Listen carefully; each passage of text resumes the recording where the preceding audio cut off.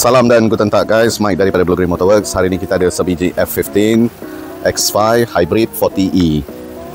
Ini bateri hybrid dia, telah dibuka, lapis atas telah buka. Masalahnya aircon gas kereta ni selalu sangat berkurang, perlu top up.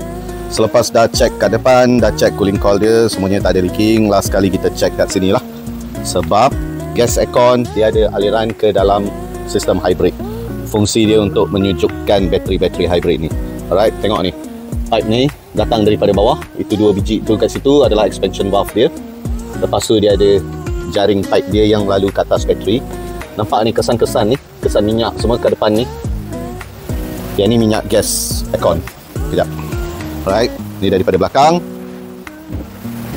Ini bateri lapis atas sudah dibuka dan ini dia. Okay guys, tengok ni. Nampak tu minyak tu? Nampak ni? Right. Pipe ni telah mula leaking lah. Okay, pipe ni dah ada bocor. Bukan senang nak dapat pipe ni ya guys. Kena cari stok ni. Alright, ini satu tempat di mana dia boleh bocor.